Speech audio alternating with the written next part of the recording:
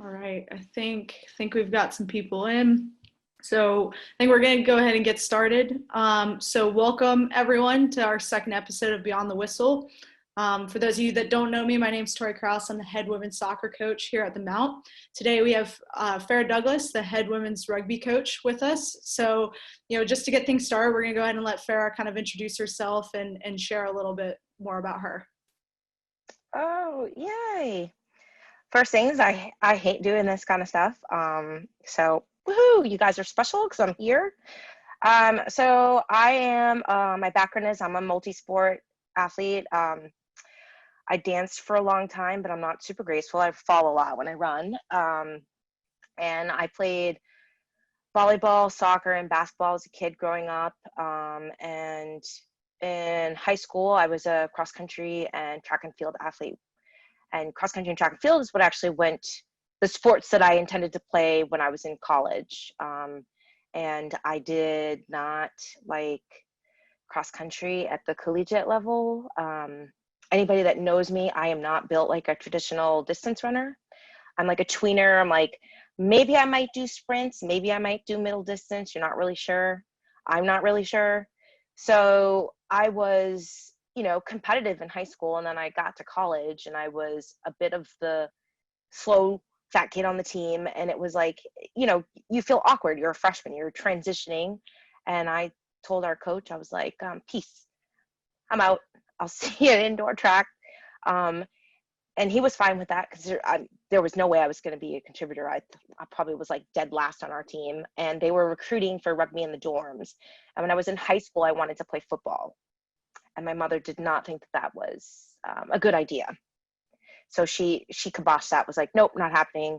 So I asked, what's rugby? And the description that most people will give Americans is it's a cross between soccer and football. And I said, football, so there's like tackling. They said, yeah. And I said, oh, cool, I'll come to practice. Because immediately I said, oh, my mom is probably not going to like this. So I'm definitely going to go check it out. And I am a contact-driven human being, so it worked perfect for me. When I used to get a yellow card all the time in soccer, and I fouled out a lot in basketball. So finding like a full contact sport like rugby was like a dream. And once I got there, I never turned around. So I at this point, I think I have played and coached rugby for a little over 25 years now. It's making myself sound kind of old. And coaching was just kind of like a natural thing that happened. I'm kind of like an educator at heart. I like grew up nannying. I worked in a nonprofit when I was living in Chicago, and I ran an after-school program that was funded through community development, like block grants for the city of Chicago, and did family and youth outreach. So that kind of was always like in my background. And then when I moved out here, I spent 3 years teaching in pre-K and kindergarten. So surprisingly, that's a really good prep for college because you have to have a lot of patience, and you've got to deal with like attention deficits because college students are like, squirrel, oh, wait, what, this is happening? Wait, what's over here? Because there's just so many things that they're doing. So, you look at where I am now, who would have known that, a 5-year-old was going to help me coach a collegiate team? You just learn patience, which is like, I think, so unbelievably key to being a successful coach, is just having patience. And that's kind of like a really like short version of like how I ended up coaching. In terms of rugby itself, I am a former US player. I was part of the World Cup teams in 2006 and 2007. And then when I retired from international rugby in 2011, I became part of staff in 2012 and was on the World Cup staff for 2014. After that year, I took a 2-year role as the at that time, it was called the U.S. Girls High School All-Americans, but essentially it's the U.S. U18, U16 program. We just had awkward names for it that didn't kind of really like match what it those teams would look like in other countries, but it was essentially our age grade program. And I did that for 2 years and just slightly overlapped when I came to the Mount in 2017. And I have coached high school boys. I did 7 years with Gonzaga College High School here in DC, arguably probably one of the best, if not the best, boys high school program in the US. I have like 220 boys will play rugby at any given point of the year out of I want to say the school population is like 900. It's crazy, but pretty exciting. So I have coached from high school girls all the way to senior women and all-star teams in between that are high school age, both boys and girls, collegiate, both men and women, and all-star level men and women. So I've dabbled everywhere.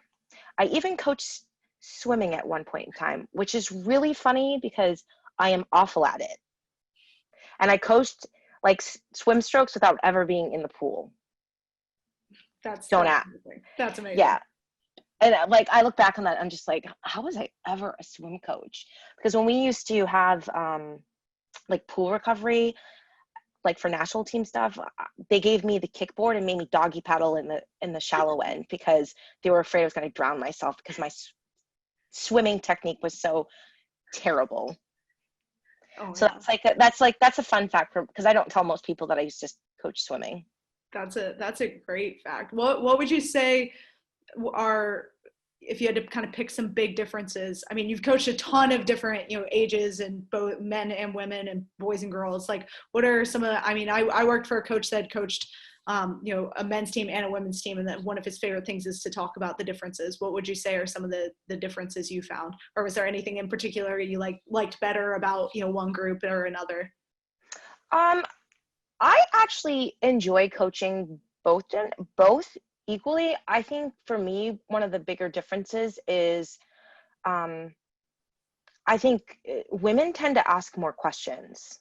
Like they like narrative, they like to understand, they like to have the hows and the whys because it helps them sort of like situate themselves where they, in terms of like what they need to do. I find that coaching men, you just tell them to do something and they don't really question it. They just do it. So if I had to pick the one thing for me in my experience that's a bit different, I think that the female athletes that I've coached tend to be a bit more nuanced in their approach to game understanding. So it's a generalization. So you will find male athletes that operate like that, and you will find female athletes that operate the opposite. But I think in general, I find that you have a lot more collaborative dialogue with your female athletes than I did with the male athletes I work with.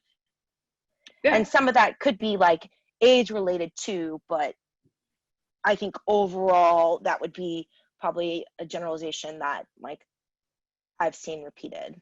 Right. Yeah. Absolutely. How about, I kind of want to hear before we kind of move on, I know we have a lot we want to talk about, but I'm interested in at least a brief, story about your experience being a player in the World Cup and a coach. Because I think, I have a lot of friends that have done both as well. And I think it's always interesting getting to do the same, having the same experience in two very different roles.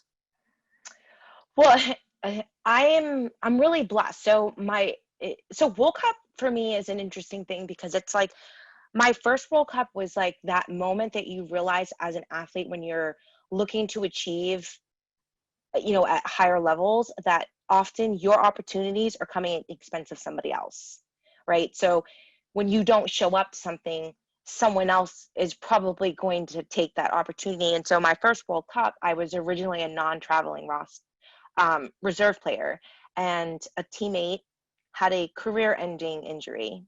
Like she was done with the sport altogether. It was really sad, but that's how I ended up going. I got pulled up to the traveling roster because she was done. She still traveled with the team and actually was my roommate. So that was it was a little bit awkward because you were like, wow, like I just took your playing spot, and you're being reminded every day that like you're done. And that first World Cup, I actually never saw the field. So I literally was like a World Cup tackle dummy.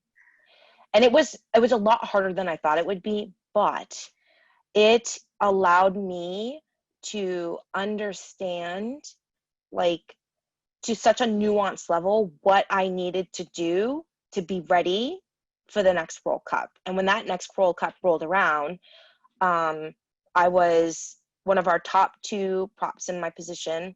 I played 5 of 5 matches and started 4 of them. And my counterpart, Jamie Burke, is one of the most capped females for the US, and the 2 of us probably played some of the most minutes in total, which is, for our position, is generally not normal. So I was ready. Like, I knew what I needed to change about my mental approach to like practices and stuff. And then it's just, it's like crazy. You play a game, you have a day of recovery, and then you practice. You play a game, you have a day. It's just like, you don't have time to really like slow down. And that last World Cup, we were in England and we were staying in these like team flats. So it was just like, you'd have England would be next to you, 2 buildings down would be Sweden. And you just like, we had bike gangs, or people, like teams would like go out and ride their bikes, because that's all you could do is like ride bikes or, like walk, and you were trying to stay off your feet as much as you could to maximize like recovery. And at the end of everything, there's like a big banquet, and like you literally just, people bring trash bags and you swap gear. So it's just like, it's really cool because you're meeting all these new people, and you're getting like blasted with all of this high level rugby, and people that have this like shared experience with like sacrificing time and money to get there. And that was amazing. And I have some lifelong friends that I met while I was there. The transition to coaching was really difficult, because for the 2014 cycle, the first year of the cycle, I was a player. And then 2011 ended, and then I showed up to camp transitioning as a coach. And then before 2011 was over, I was on staff coaching like my teammates, who literally, were my friends. So I knew things about them that coaches probably shouldn't know. And, 6 months ago, I was competing with them and like trying to find that right kind of voice that's like, and still like honor my friendships, but also be able to put that coaching hat on and be able to differentiate the roles without losing friendships in the middle of it. And it was a difficult transition, and I was a little too nice to start with. And then I got challenged to be a lot more difficult. And then, and it's hard because then you have to unselect people and having those conversations, as a coach, to tell someone you're not going to put the jersey on or you're not going to travel is really hard. And then when you have to have those conversations and you're having them with like your closest friends, it's like, and you have to sit down and say, okay, well, this is not your friend coming to talk to you tonight. This is the coach. And the minute you have to like lay that line down, they know that this is a difficult conversation, which probably means I'm not going to like what she has to say.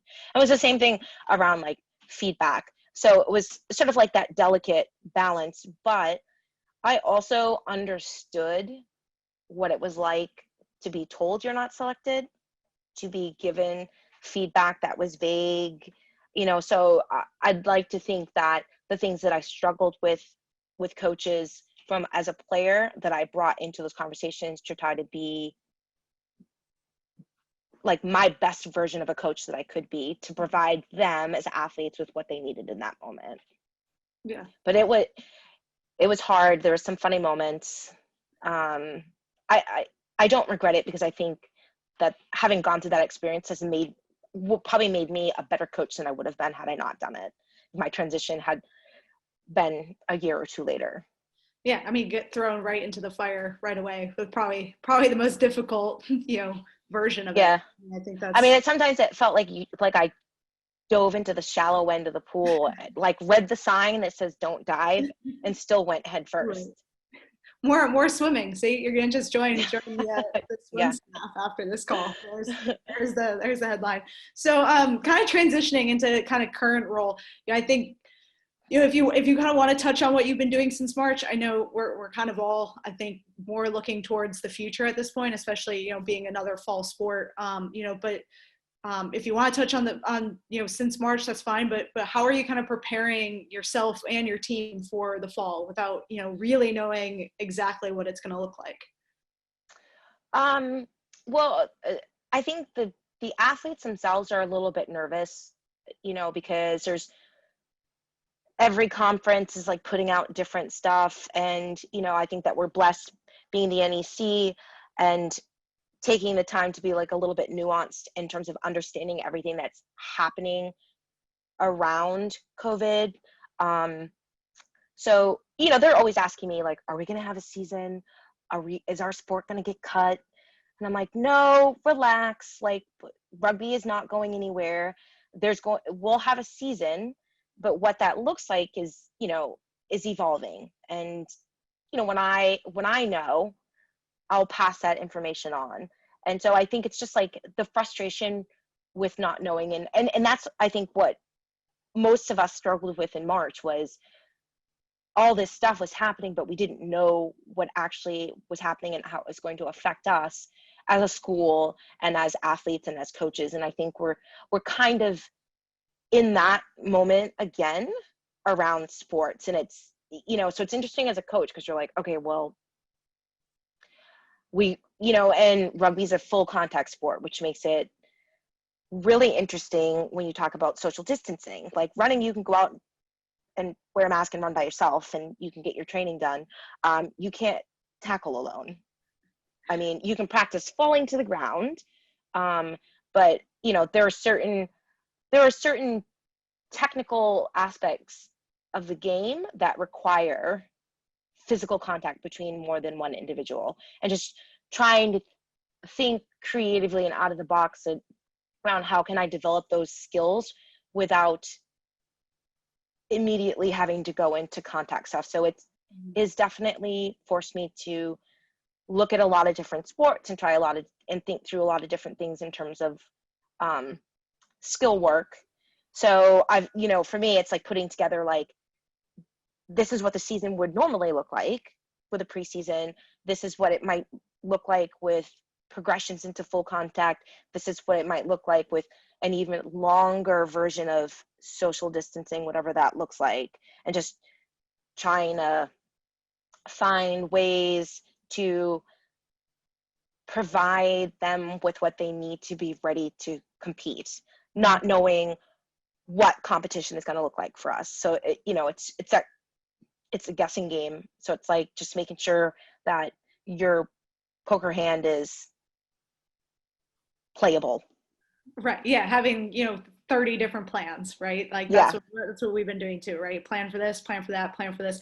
And then I think like we were saying kind of earlier when we were talking, it's the uncertainty, right? Like, it's the hardest thing is not knowing. And I think making sure that we've tried really hard to keep our communication going with our students, that even if we don't know, we want to keep communicating that we don't know, right? I don't want people to feel like I'm not telling them something. The reality is we don't know. But just to kind of keep that communication going. And we talk all the time on our team about kind of like going with the flow. Like adversity hits. I mean, even during a game, a rugby game, a soccer game, like something's going to go wrong, and the team that can overcome and adjust the best tends to be the team that wins. And that's what we've been talking about at this point in time. This is a major adversity everyone's facing, and whatever teams can kind of figure out a way, go with the flow, adjust. That's what's ultimately going to make us successful when we can compete, however that looks like, exactly like you said. How about recruiting? How's recruiting looking for you guys? I know how soccer, it's a nightmare right now, honestly, for recruiting.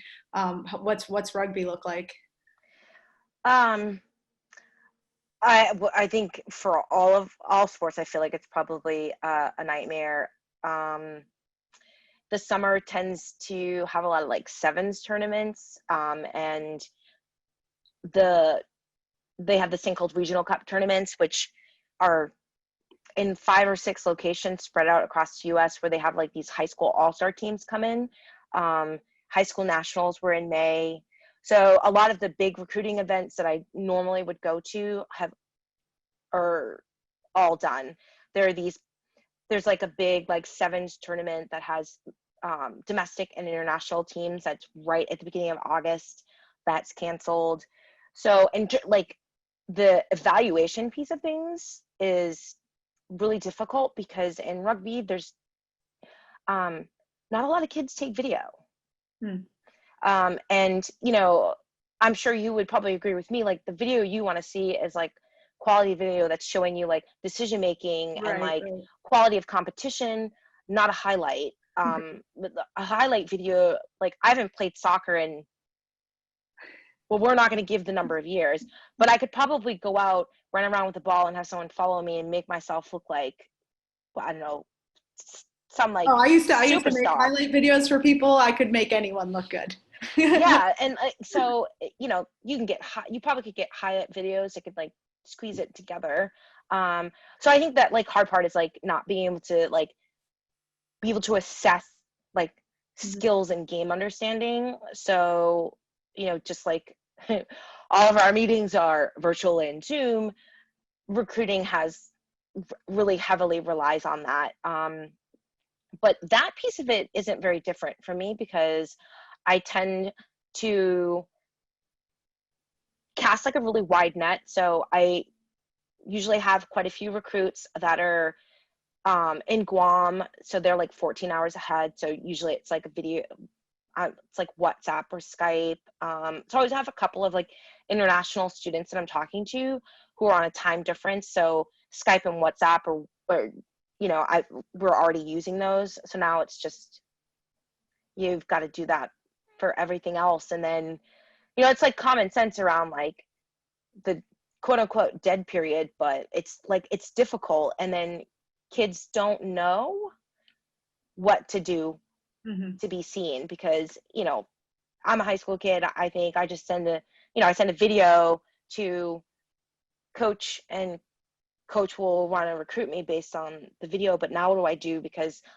we didn't have a season? Right. And so, you know, you start to have to, if you aren't already thinking about these things, like some of those things that are not necessarily demonstrated by what's happening on field become a bit more important, because now you're having a lot more conversations. And not that you wouldn't have conversations, but I feel like the conversations, like the sort of quantity is increasing, because you don't have face-to-faces. You're not being able to go out and watch someone talk to their parents. So you're doing a lot of like one-on-one calls. So I think that recruiting wise, you're probably getting a better sense of personality. So like, is this personality, their responsiveness to emails and phone calls and scheduling and their follow-up, are they going to fit like culture? Like, are they going to come into our team, and are they going to fit into sort of the like puzzle that we've created? Right. What are some of those things that you look for then? So like the obvious things is like follow through. I think as a coach, it's really difficult to want to recruit someone if you have to chase after them to respond to things or fill things out. You know, I always find it really interesting when athletes call you and the first thing that they want to talk to you about is how much money you can give them. So for me, I'm always drawn to the student who's asking the important questions around academics. That is asking questions about the culture, like what is the team like? What do you look for off field? How do you guys play the game? Like really, nuance apparently seems to be the word I'm using a lot this evening. But like they're thoughtful, like really thoughtful questions that say that that demonstrate to me as a coach that they're not just looking to get some money to say they have a scholarship. Like they're being thoughtful about does this school offer me what I need academically? And I'm going to look at the rugby as well to see if the two of them come together to create the best environment for me. And then I'm going to schedule a visit to come to the school when visits can happen. Yeah, exactly. That's what, for better or worse, we've been talking to a lot of recruits this week, and, really taking time, even more so than usual because we don't have games to go to, to really get to know them. And, kind of similarly, I like the idea of, them asking important questions. I think that's always been in my mind, but that's a good way of phrasing it. But, the thing that we always say is that, we don't want players that check on playing college soccer, right? Like we talk a lot about continuous growth, and our goal as a staff and as a program is we want players to improve over their 4 years. So we say Yep. we want you to be a better soccer player and a better person in 4 years. We always tell them it's not to say you're a bad person or a bad soccer player when you come in, but if we haven't influenced you and helped you grow over those 4 years in both those aspects, then then there's something wrong. We didn't do our job. Our program didn't do our job. So kind of similar, exactly, like not, you're not just coming to play the sport and leave it alone. There's so much more to that. What about culture to you? I mean, obviously we know it's super important, and there's a million parts to it, but why do you feel like it's important for a team to have a solid team culture? Hold on, okay. So, well, in rugby, you have two, like, I'm trying to like articulate it. You have two kind of like positional groups. You have backs and you have forwards. And a common saying that we use in the forwards, which we call the pack, because it's a group of 8, is 8 as 1. And I think that culture is important because everyone has to work together towards a common goal. And you can't leave someone behind, because if you leave someone behind, you're not going to be successful. And success doesn't, clearly like a win is successful, but you can have a win that's not successful because you left someone behind. But if you're leaving someone behind and you guys aren't working together and collaboratively, you're probably not going to win. So I'm really influenced by the New Zealand All Blacks, which is, as you know, the men's national team for New Zealand for rugby, and they are arguably probably the best rugby team in the world, historically so. And they operate under that concept that everyone is working together towards the same goal. And like there's the saying, like, the strength of the wolf is the pack and the strength of the pack is the wolf. And it's like one person is leading, one person is following, another person takes the lead, and it's like this whole cycle of leaders that are leading each other, and it's not leaders leading followers. And they're very much about, like, the jersey for them is like really sacred. And so there's this idea, and I try to instill that with the girls, that we are trying to leave the jersey that represent Mount Women's Rugby better than when we found it, to respect and honor the tradition that existed, that provided this opportunity to be an NCAA program, because there's a club team that was before us, and to honor the work and dedication that those women put into the opportunity that these young women have now, which is, to play an NCAA sport, for some of them to receive scholarships, which, is still a fairly new thing for women's rugby, and to leave the jersey better for the girls that are going to follow them. And the jersey represents all of the program. So it's not just about like what's happening on field. It's also, being ambassadors of the game, ambassadors of our university, because, student athletes are extremely visible. So so for me, culture is like super important, because it's not just about like wins and losses. It's about being the best version you can be so that something else can succeed. It's that selfless humility, if you Yeah, will. yeah, absolutely. Yeah, we talk a lot about making sure that there's a common goal. Everything we do, there's always kind of that, exactly what you said, like working towards a common thing. And we talk about individual goals and individual values and things, and everyone's going to be a little bit different, but it's important that they all align, right? You have all this different stuff going on. Our joke is, for as an example, if we were playing in a style that we want to play one way, one of our players' goal is to do the exact opposite, right? That goal doesn't align with our team goal. Therefore, it doesn't really make sense. We've got to make sure everyone's going to be different. We had a conversation in the spring before we left, about everyone's individual why. Why do you play? And they were all different. And that's what makes teams great, is you have all these people from different cultures, different places, different states, different upbringings, everything. And you figure out a way that we can all come together, for these common things. And I think that's what culture does. You have that common culture where you can bring people from all over, and you have this underlying, value system that brings you to what you want. What kind of, do you do any like tangible, like any like activities or anything specific? Is there anything like, like I'm a big fan of reading books. Our team, I think, is always so annoyed with me. They literally just read a book about the All Blacks. So, Well, they're about to be annoyed. Well, they probably are having side conversations right now with how they're annoyed with me.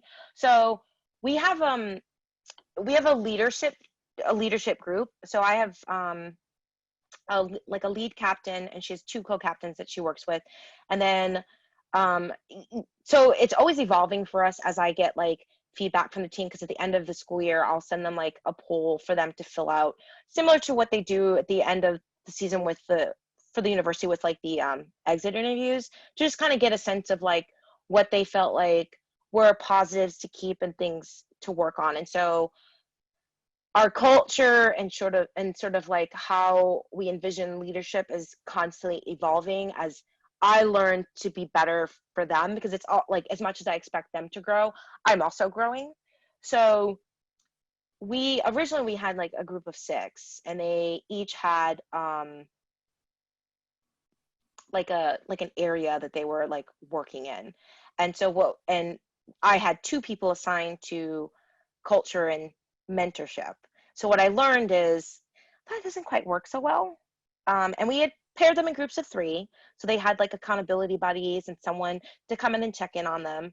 So instead, we've got those 3 captains, and then we have class representatives, because each incoming class has like, they've got different needs. Like, sort of like as you're growing and developing and transitioning your freshman year, those needs are going to be different than when you're a sophomore, than when you're a junior, and when you're a senior.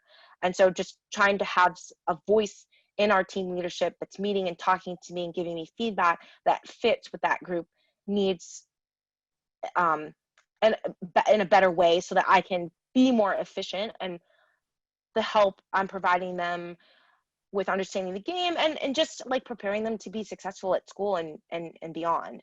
So the lesson I learned is culture, it's a language, and you have to be able to speak the same language, because it is really hard to translate it if people don't understand like the common terms. And upon reflecting while we had our early break, I realized that as a team, as a program, that we have culture, and I think that our like sort of the foundations of our culture are good, but it's not effective in how it works because the language around it isn't common. And so one person's like conception of what things should be is very different than mine. It's very different than leadership. And so you've got all these kind of like little moments of like, it's like tectonic plates, like kind of rubbing against each other. And it's not intentionally trying to create conflict. It's a misunderstanding, and because we're all speaking different languages. So realizing that, I'm making my leadership group read this book called Turn the Ship Around. Mm-hmm. And it's a book about leaders creating opportunities for others to lead. And we just started reading that. So I know they're super excited because I was like, okay, everyone go buy this and then screenshot and show me you did because you're going to start it on this day. And the team, we're actually going to read Legacy. That's what my team just finished reading. So there you go. We can have a soccer rugby book club in the fall. Yeah. And so I'm pretty excited about it. I am I should have a PhD in English. That's a whole other story for another day. I have enough credits for it. So like the book nerd in me is like, oh yes.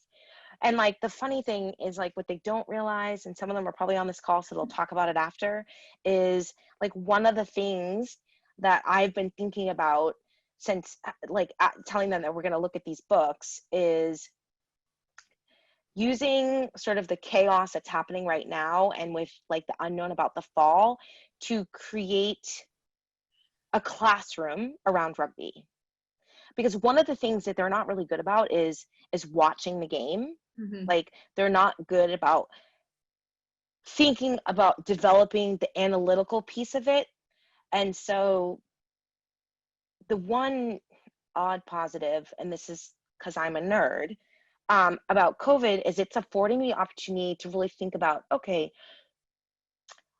where do we implement more classroom type activities, knowing that we're probably going to have a bit more meetings that might be Zoom based and not having a preseason, and sort of like, you know, knowing that competition, whatever that first day of competition is, you know, at least going to be 3 or 4 weeks into this semester, just based on like we're a contact sport. So you've got to have time to build safety. That, you know, I'm like, ooh, decision making, problem solving, video analysis. So I'm kind of excited about challenging them to be a bit more intellectual in their approach to the game, because it's really easy to go out and say, well, to make myself a better athlete, I'm going to practice my technical skills. And I think that we don't, as a program, I think overall that they could spend a little bit more time reading and watching and challenging their brain to think about the game, because that will enhance their skills, especially under pressure. Because like decision, like your space game, decision making is key. And if you're not kind of adaptive in your thinking and like intellectual in your approach to the sport, your decision making is really slow and you're missing really important cues. And so I think that, you know, if I can challenge them around the culture to get on the same page and understand the language that we want, that inherently kind of puts us on the right trajectory in terms of like continuing to build positive culture and to improve in those areas where we had that friction. And at the same time, getting them to start reading and thinking about rugby in a different way, I think is going to help us be even more efficient and sort of like the output of our performance, if you will. Yeah, no, I mean, I love that. I'm a huge nerd too. I was a history major, so lots of reading. No, I love it. I mean, I think the language thing, it's something we've talked a lot about, that, you know, it's so important to, you know, be on the same page and have the same language. One of the things we do is, you know, we have 8 core values, and we always sit down before every season and we have them, you know, write as a group, you know, what does it look like? You know, enthusiasm is one of our core values. You know, it looks very different to different people. I mean, you have the, you know, the rah cheer people, you have the people that, you know, are quieter, you know, so we have them, you know, what does this look like? Not in a broad sense, but, you know, what's an acceptable, you know, look, if you're going to hold someone accountable to this value, you know, we have to know what it looks like before we can hold people accountable. And the other thing, you know, about culture that I think you'd agree, you know, it sounds like with your groups, is it's got to be player led. You know, that's what we're really been working on. You know, it's all well and good for us to sit on this, you know, call and talk about, you know, our culture, but it's, you know, it's the players ultimately that lead it. You know, I listened to a really good podcast with Mac Brown, the UNC football coach, you know, and his big point was that, you know, at the end of the day, we're not on the field as coaches. You know, if you know, we're building this culture to affect, you know, the field, things on the field, you know, we're not on the field. We have to make sure that, you know, they know the language, they know how to lead. You know, ultimately it's up to them to hold the team to a standard and to a culture, you know, otherwise it's not going to work. No, I love a lot of that really resonated with me. What do you feel like, so kind of going into now a little more current events, but how do you feel like culture, and having a good team culture can facilitate, those difficult conversations, current event wise. And I mean, as we know, as coaches, I mean, there's a million difficult conversations that happen, in, the locker room, on the field, but, big picture and, little picture wise, how do you feel like culture can help do that? Um, I feel like that's a bit of a tricky question in the sense because, every team's culture is different and the culture is probably very much informed by sort of the body and identity of the team. So I look at our team, and we are probably one of the most diverse teams in athletics based on just like the sheer number that we have. And I think where culture is important in the crisis that we are facing in our country right now is that our program provides a safe place where these young women who represent a variety of cultures, skin colors, religions, um,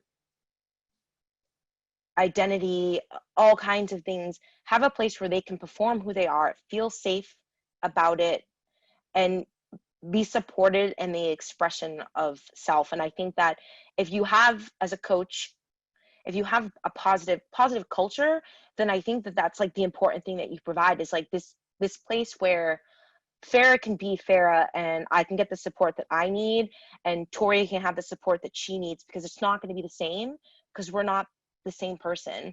And then I think that having good culture, when you talk about like having student athletes of color, good culture also creates a space where their experience isn't essentialized.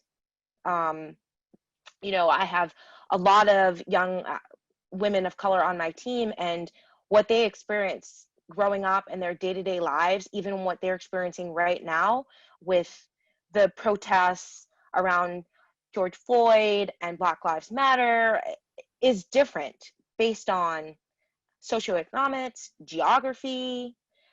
You have the complexity around color within communities of color. And so there isn't like this like one essentialized experience. And I think having good culture where you're having courageous, open conversations where people can express things in a intelligent way, where it's like dialogue, I think just frees people to be, and give space for like for allies to develop, like so that you can have conversations. So for our team, with everything that's been happening, I've given them space. I've provided them with resources, sent them a bunch of different like podcasts and things that they could listen to. But I've been very kind of like hands off, but I think it's different for me because we have these conversations like on a daily basis, because I have a really large population of minority women on my team at a predominantly white institution. So we're having these conversations all of the time. And so, the need for me to sit down with them isn't as strong because I'm also experiencing those things as a female of color. So, it's more like around knowing, okay, if you're going to go and protest, I support that. Be smart about the choices you make around how you protest. Understand like the environment that you're walking into when you make that protest, so that you have, you come out safe. Mm-hmm. And like having those conversations. So saying to, one of my athletes who has like a specific career in mind that is going to be a career down the road where she's going to advocate for change, and saying, hey, listen, be smart about I'm not saying don't protest, because you should, it's your right to, but be smart about the moment that you choose to, because right now things are hot and you can't afford to accidentally be arrested because you have a goal in mind and a career, and this will detract you from that. And that career that you're looking at and the advanced degree that comes with it, you will make a bigger change in the world. And so, so those are the types of conversations that we're having, and it's really led by what they need. And I think the one part of our team culture that's been really good is like the understanding that my athletes have, that anything that they need to talk about, they can walk in that door, and it doesn't matter what it is, because I'm there to support them. And I think, as a coach, we wear so many hats, especially, you're a coach in one moment, you're an academic advisor in another, you're a counselor the next day, you're a parent, an hour after that. So we're shifting in multiple roles. And like, just, I think the important thing for me is understanding that next to their parents, I am probably the most influential adult in their life. Mm-hmm. I graduated from Bowdoin in 99, and I'm still in contact with my coach and talk to her on a fairly regular basis, and she's part of the reason why I pursued this career, to become a coach. And I think just giving them space to be able to have the conversations they feel like they need to have, and acknowledging that those conversations are important, is just really key, and sort of how we've sort of operated in this moment right now. Yeah, I think you're exactly right. I mean, I think being able to provide that space is so important, and being able to just facilitate and allowing it to happen. And to me, the culture, it sets the groundwork for these conversations. We tell our team, do the groundwork beforehand, so when you do have to have one of these conversations, whether it's, about Black Lives Matter, or it's about, a current event, or if it's just, someone mispractice, because they slept in, and now you have to go have a conversation with them about it. You gotta have the work beforehand, so you have that relationship, you have that trust, and you're able to have those conversations, when they come up. But no, I think, and like I said, I think, you've spoken multiple times on this, and it's one of the reasons why I was really excited to have you on, because I think your thoughts on culture and everything current event wise is been really, really awesome to hear. Anything else that you want to kind of touch on culture wise before we kind of end with a couple of the questions that we got? No, because I imagine that some of it will cross over. Yeah, cool. I wasn't sure if there was any final thoughts on that. What advice would you kind of give to some of the athletes that may be on the call, or athletes that may watch this, to be successful in their sport? The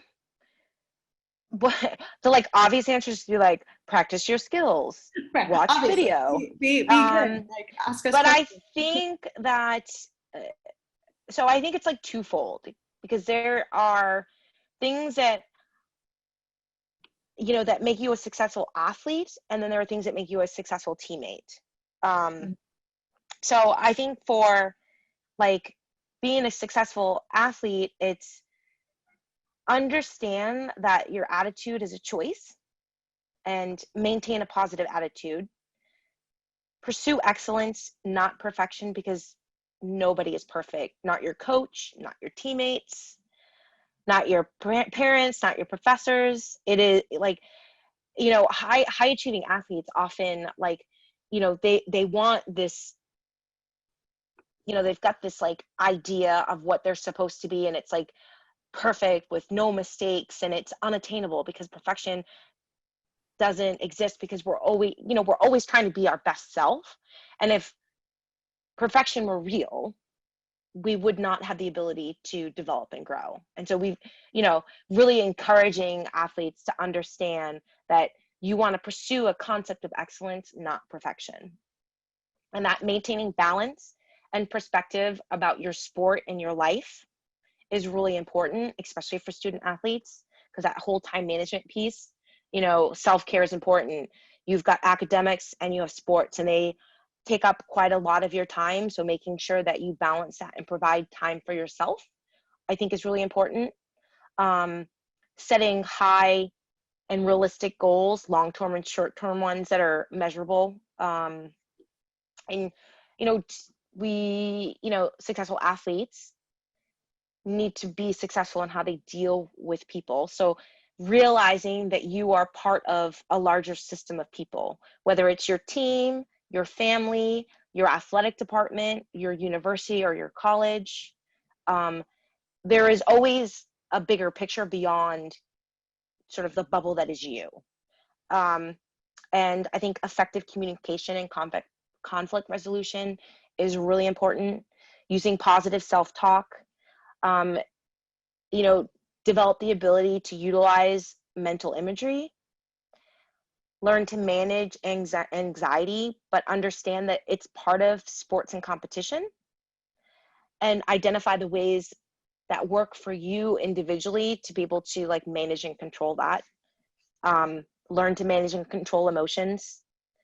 Understand that, frustration, anger, excitement, disappointment are natural things to feel as an athlete, but manage those so they don't control you. I think maintaining concentration, like understanding how to maintain your focus, know what to pay attention to, and really be present in the moment. Don't be lost in what happened in the past on some former team, or what happened in your class earlier in the day, or what might happen tomorrow or in 2 weeks' time. Don't be concerned with selections per se, because you can't control that. You control yourself. You control your output, and focusing on the things that you can control as an individual will help you be successful. Yeah, awesome. I mean, I'm not even going to add to that. I'm just going to have that recording and play it for my players during when they get here. Just say, here's everything that all advice, perfect advice. I'm going to have you record it for me, because I feel like our players, if they hear it in a different voice, will probably listen more. Perfect. I got it. Perfect. I can do that. Awesome. How about, just to kind of wrap up, what advice would you give for any other coaches, culture wise, and then just kind of any, building culture wise, and then just kind of any other words of wisdom? I think around culture, you said it best. It's really important that it's player led. But I think that you have to have some kind of idea of the type of culture that you want, because you are going to have to guide them. So I do have a lot of control in the culture that we're developing, but where the players, the buy-in comes from, they're talking through what are the models that represent our team. Mm-hmm. What are our core values, and then having conversations with them. Okay, so if A, B, C, and D are your core values, what does it look like you to live those values? Because that's where you need their buy-in and input, because you don't want to constantly have to be the coach. It's like, so-and-so didn't do this, so-and-so didn't do this, so-and-so didn't do this. Because you're not going to get anywhere. But when the accountability is coming from within the team, from teammates holding each other accountable, it carries so much more power. And so it's really important that the values and what they look like are being directed from the team, so it's from the inside out than from the outside in. And I have conversations with them, and because we very much collaborate and dialogue even about what's happening on the field in terms of our principles of play, having a leadership group has been really helpful for me, instead of putting that responsibility of managing the team's behaviors on one individual. Because, I think, we grow up and your parents tell you, treat other people how you want to be treated. Well, no, because you and I are two different people, and what I want may not be what you want. And it's the same thing on a team. I have this fall, I have 47 girls on my team. I am pretty sure that their personalities are not identical. I know they're not, because they were not last year.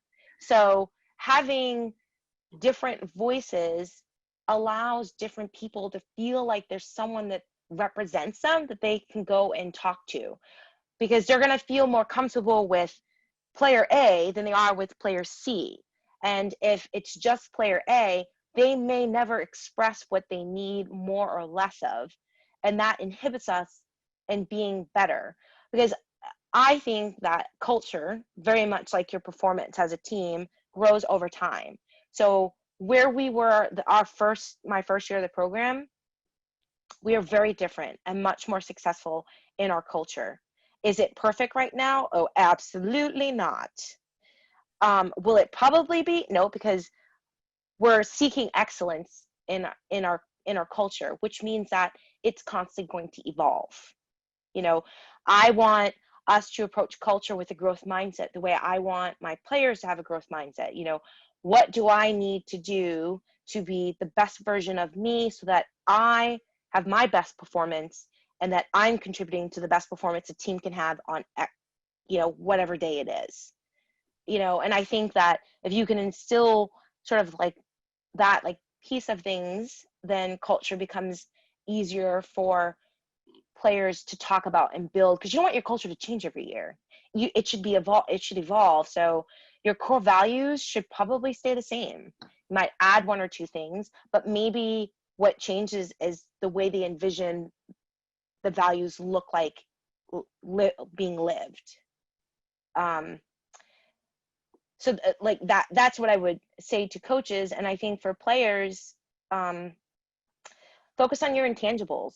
Your attitude, your effort, and your communication are going to be really key things that are going to help you not just be successful on field, but are going to make you a really good teammate and make you successful in the world beyond sports and beyond college.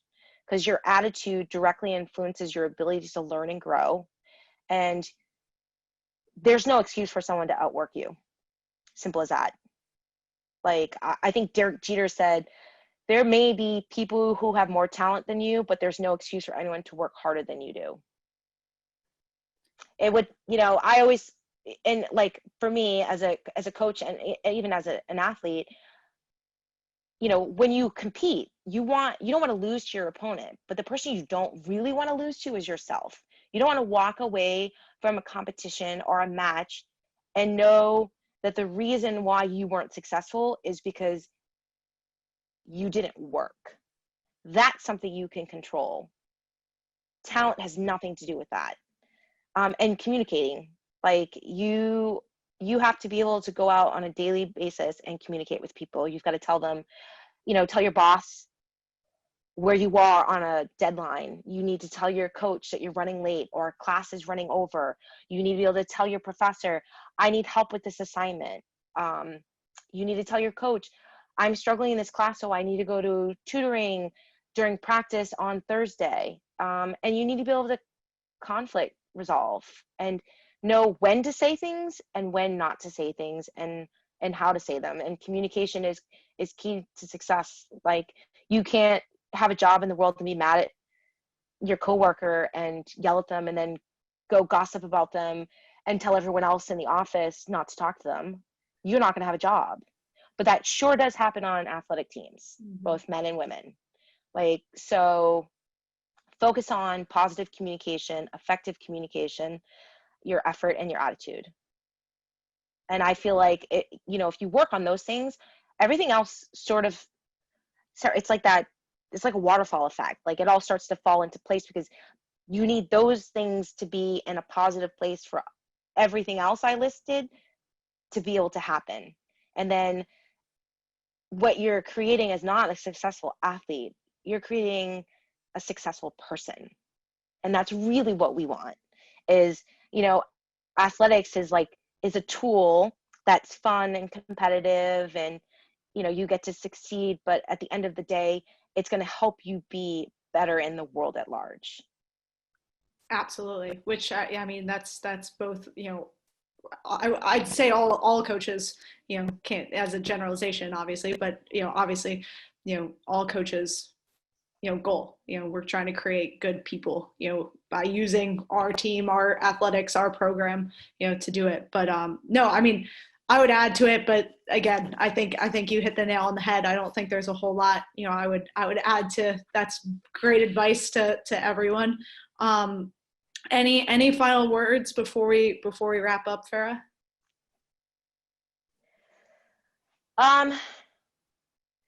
Just for the coaches and the athletes and the parents, take a deep breath. Sports aren't going anywhere. We will have plans. It just takes time. Be flexible, and be ready to be creative, because I think and creativeness is actually really fun. Like, so we're all being provided with this opportunity to approach things that we're really routine in with some out of the box like thinking. And I think that is a really exciting moment in the middle of sort of like chaos, because you might discover some amazing things to help you succeed that you would never have tried before. So find the positives and be open to being adaptive, because you'll find some learning and growth with everything that's happening. And just jump on that train and ride it. Awesome. All right. Well, Farah, thank you so much for Thank you for this. This is fun. Thank you everyone for coming and listening. Hopefully Farah will be able to see each other in person soon enough and get the teams back and start that book club this fall. Yes. So, I'm done with all I do is run right now. I need it to stop. I need to be able to go to the office and see people.